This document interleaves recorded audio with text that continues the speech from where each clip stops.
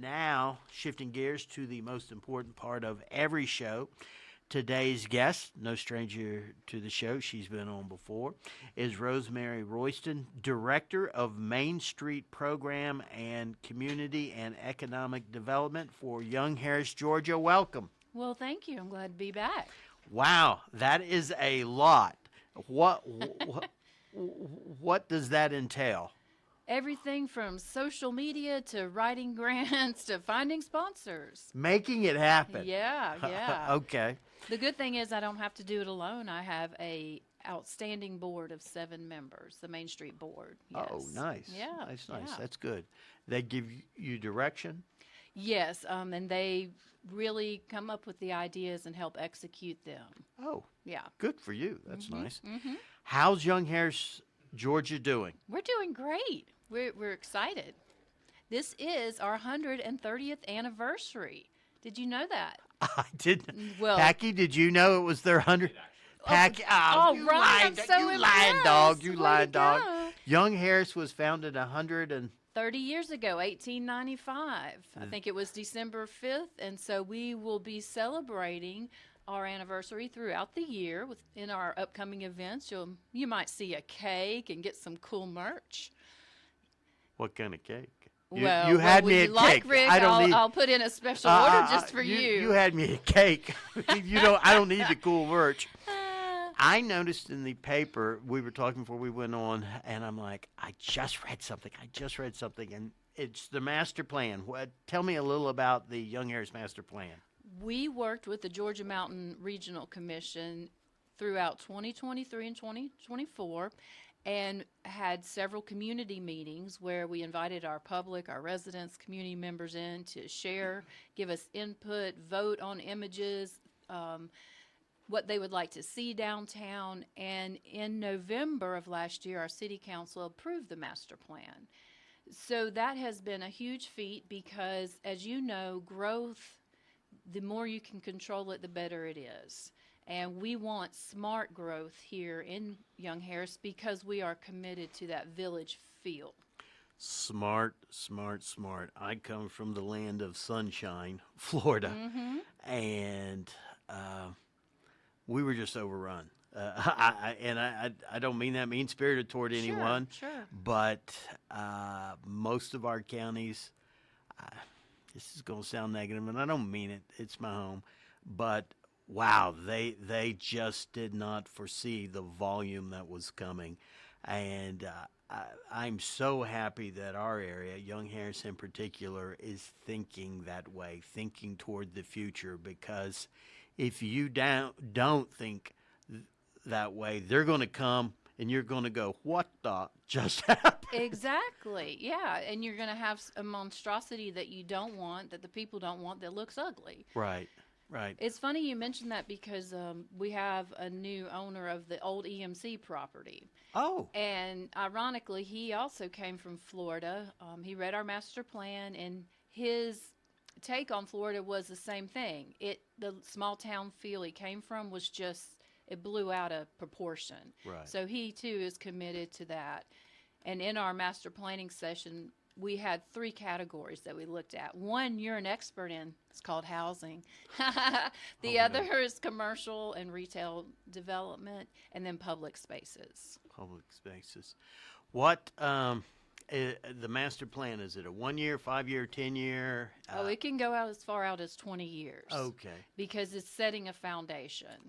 Yes. All right. So we're kind of focused on what do we want to make a priority in the next 2 to 5 years. Do we know what we want to make a priority our next 2 to 5 years? We're still working on that. Oh, okay. That was the first meeting of several that we'll have with the city council and the Main Street Board. All right. To determine that and then go out to the public and say, hey, here's what we're thinking about doing. What do you think? Very good. I know that so many people, they come to the area, and we service Clay Townsend. I personally service Clay Townsend Union. A lot of people, just as far as love of the cities, I've got to think of Young Harris. I live in Hayesville, love Hayesville, but when I'm helping folks, there's something about Young Harris that people genuinely like, and I don't know if it's that community or that village feel or what it is, but y'all have done a great job. Well, thank you. Thank you. Yeah, the city was so advanced when I left the college where I was at for about 28 years.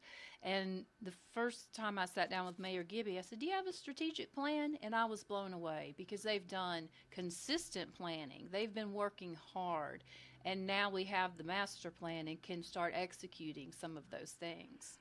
I I know a lot of people are curious, and I don't know if this is part of it, about um, the roads. Living in Hayesville, we've been under construction I for hadn't the noticed. for the last few years. The road, it looks like it's coming to an end, It does, or it yeah. has ended. It was horrific if you had to Yes, drive it. yes. There were times you'd be changing lanes, and I'm driving, and I'm like, well, which side am I supposed to go? Oh my gosh. And I'm not admitting this, but I probably contributed to one or two cones being down. Oh my gosh, I'm so sorry. And I whipped the truck this way or that way. It looks like y'all are doing a bypass or something. Uh, are you familiar? Just a little. Oh, okay. Well, actually, the DOT is the one Right. who wants Okay. it. Yeah. So we'll have Yeah. two roundabouts roughly at the old and the new EMC in that Right. area. So our goal is to have a pedestrian-friendly downtown, Ah, so nice. that those Good. visiting can or who live here can walk from park to park, can cross the street without Nice. a 18-wheeler running them over. And That- we already have great retail, but adding to that so that when visitors come through, they'll want to stop and visit. I've watched those college students, and I went to Florida State, and we had bridges and tunnels there. Okay. And it's always worried me seeing some of these college students cross over. But folks, today's guest is Rosemary Royston. She's Director of Main Street Program and Community and Economic Development for Young Harris, Georgia. We'll be right back after these commercial messages. As always, thank you so much for listening. Welcome back, folks. Today we are talking all things Young Harris, Georgia with Rosemary Royston. Rosemary, you mentioned, and I'd heard this too, that there's going to be one or two roundabouts. Here's my recommendation, having lived in Clay County and them creating a roundabout. First, the story goes someone literally didn't go roundabout, drove straight through it. Now, I don't know if alcohol was involved, and I don't know if this is just hearsay, fairy tale, folklore, but literally someone drove straight through, one. Two, everybody treated it like a four-way stop, and it's not a four-way stop.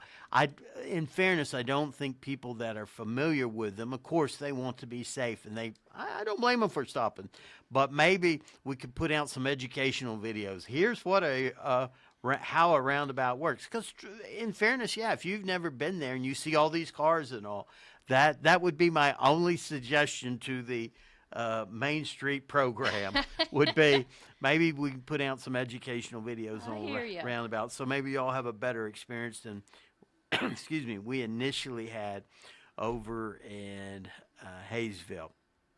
Now, events, that is honestly one of the big reasons. Y'all do so many great events in Young Harris every year that I enjoy coming and participating in. Shortly, and she was impossible to get this year, Hilda over at Georgia Fairgrounds, she'll be coming on. Good. She normally comes on each year, and we cover the year's events, and y'all have some great events. Let's talk about what y'all have lined up from, we're in February through the end of the year. What do y'all have? That falls under your purview? Yes, absolutely. Okay. Our board does a lot of work with that. And the first event we have, and this evolved from the placemaking collaborative the city did, is the rotating art reception. If you didn't know already, we have a wonderful partnership with Mountain Regional Library and the Peach State Federal Credit Union, and they show local artists' work.